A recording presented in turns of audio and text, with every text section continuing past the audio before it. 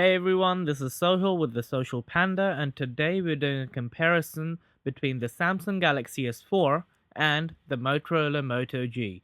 Now, the Motorola just came out last month, and it cost £130 for the 8GB model, and it is SIM-free here in the UK for that price. And the Samsung came out in April 2013, costing £400 approximately, maybe 500 at that time.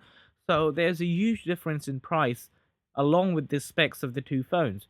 So the reason I'm doing this comparison is because I wanted to see how a low-end device does compared to a flagship device which came out maybe 6 or 7 months earlier. So let's have a look at how each of the phones compare. The S4 has a bigger screen, clearly a 4.9-inch screen with 419 pixels per inches compared to the 329 pixels per inches of the Motorola G, which is only 720p. So that's one difference out the way. The other one is that the Samsung has a better camera, a bigger battery, a bigger processor, twice the RAM with 2GB. So as you can see, a lot of things it has are a lot more or a lot better than the Motorola Moto G.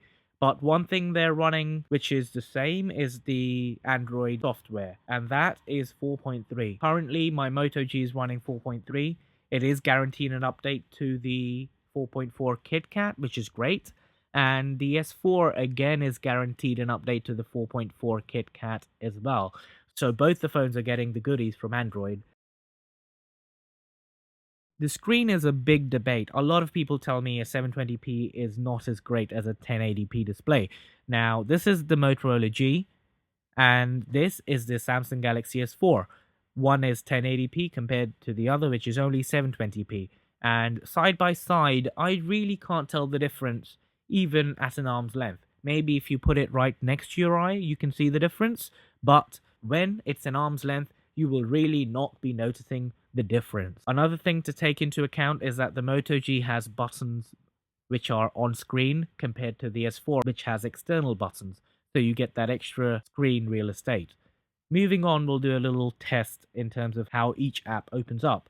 The Chrome, pretty much similar times. Let's have a look at how a link opens up. And oh, that's the Moto G there. That one came up first. A few milliseconds, I grant it. It's only a few milliseconds, but it does count. So let's have a look at the Hangouts app again. My default SMS app, and the Hangouts app on the Moto G was quicker to load again. So twice the Moto G's beaten the S4, which is not a surprise because the S4 has been with me for 6 months and it has a lot more apps than the Moto G. So you're bound to find some slowness on the S4. The Play Store, well, that one loads up quicker on the S4 compared to the Moto G.